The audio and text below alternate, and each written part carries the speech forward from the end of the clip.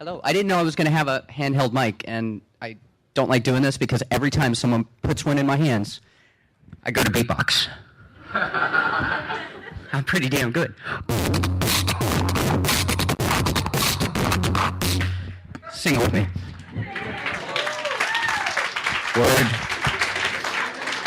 Word.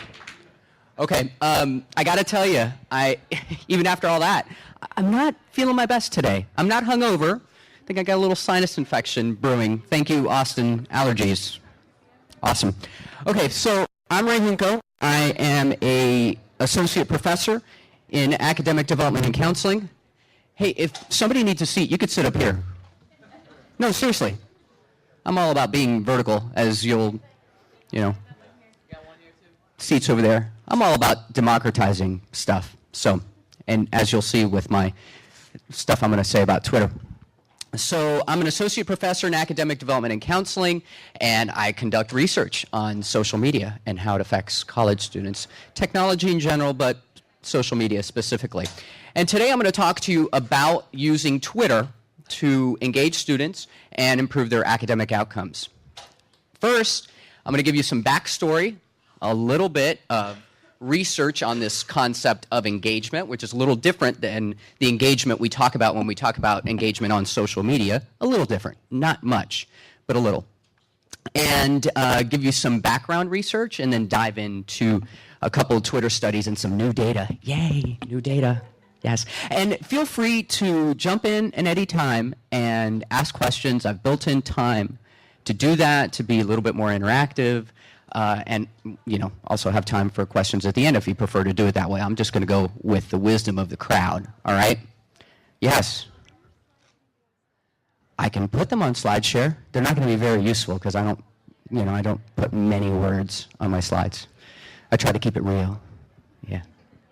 All right, so I'm talking about student engagement, which is a construct that was developed by a theorist named Aston in 1983-84, so early 80s, and you think, wow, how can that be relevant now? It's actually more relevant today than it ever was as we talk about how we're going to change education and how we're going to move forward and get students to be 21st century learners and all that kind of stuff. Engagement is key. I was just at a panel yesterday on education, and they said the most important thing is engagement. I agree. That's the most important thing. So what Aston said was that student engagement is the amount of physical and or psychological energy that students invest in academic or co-curricular activities. If y'all want to sit up here, if you need a seat, please come on up. We'll hang. Okay, so since then, there's been over 30 years of research on engagement, and we know that, give you a quick summary here, that academic engagement, so engagement in academic work or in the academic experience of college, is related to critical thinking, analytic competencies, and intellectual development. That social engagement, so engagement in class discussions, engagement with faculty, and engagement in the academic community of college is related to psychosocial adjustment and maturity. And extracurricular engagement, which there are some of my colleagues in academia who are faculty don't think that's important. Well, it really is. It's related to retention, so keeping students in school, educational attainment, non-traditional careers for women, and a more positive social self-concept for students. So what got me, let me back up. So an engaged student is a happy student, is a better student, is a student that's more likely to graduate, more likely to learn the content knowledge. Yes? Yeah, the hashtag is TweSearch, T-W-E search. Can't believe that one wasn't already taken, right? I mean, it seems, yeah. It's kind of cute, too. I own it now. Rock it with me. Okay, so you would think, as I said, students generally use social media a lot. These are engaging platforms. Might it be that using social media is related to engagement? Well, when I got started on this research train, there were 2 studies, this line of research actually, there were only 2 studies that looked at social media and engagement. There's the Heiberger study and the Harry study. Obviously, I didn't write that one. And they looked at, Heiberger looked at Facebook, Harry looked at Facebook and MySpace, and they found that more high users of social media reported various indices of engagement than low users of social media, all right? So for instance, more high users of social media said they interacted daily with close friends than low users, right? That's always a concern, right? That's one that I hear about from my traditional faculty colleagues. Yeah, they're engaged, but they're not engaged in the real world. Actually, yeah, they kind of are. But the problem with those studies was that they were limited by their measures. One, they only used single item measures of engagement, okay? So I sought to develop a way to better capture the construct of engagement. So I contacted the folks at the National Survey of Student Engagement, and they were very kind and let me use their items. And I developed the National Survey of Student Engagement is a long, anybody familiar with this?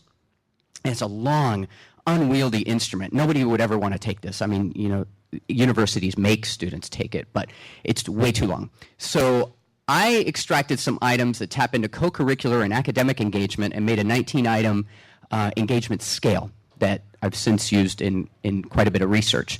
And you know, I can tell you more about the methodology and the psychometrics of the scale if you're into that geeky kind of stuff, but I'll skip that for now. So I wanted to look at the Facebook and engagement question.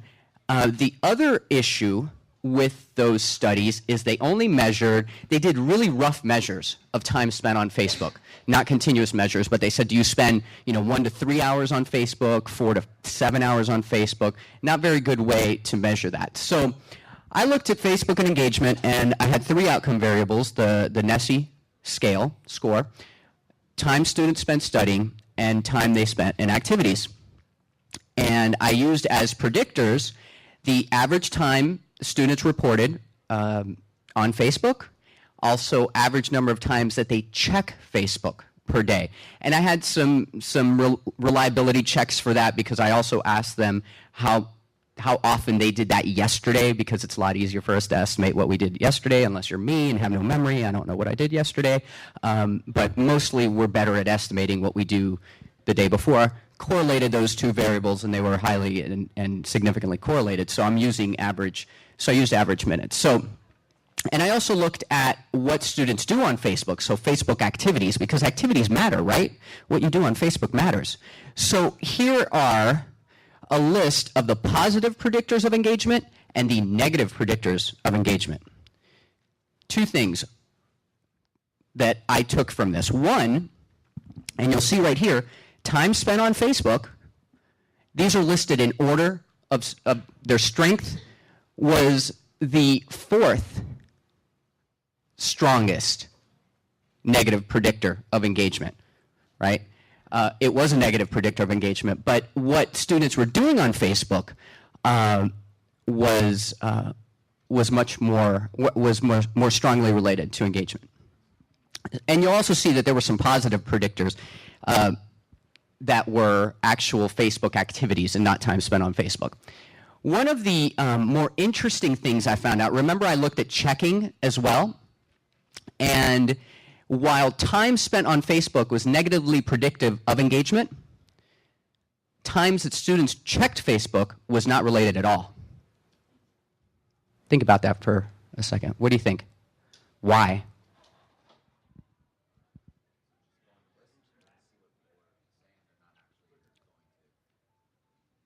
And somebody said quicker. Yeah. I mean, right, there's really, and I went back and ran the correlations there. There's not much of a relationship between time spent on Facebook and times checked Facebook, right? You can check Facebook once and be on there for 3 hours, or you can check Facebook 10 times and be on there 1 minute each time. So the paper for that is currently under review. Unfortunately, all these studies that I've talked about are correlational studies, and they don't really let us infer causality, right? So while it could be that time spent on Facebook is the causal variable, so students who spend more time on Facebook are less engaged, it could also be that less engaged students spend more time on Facebook, right? So we don't know what the causal mechanism is there. Or, more likely than that, there's a third or fourth or fifth variable that's unknown that we haven't yet measured. So happy to hear your thoughts on that at the break at the end. So what you really want to do is have some controls. And I have that for you. With Twitter,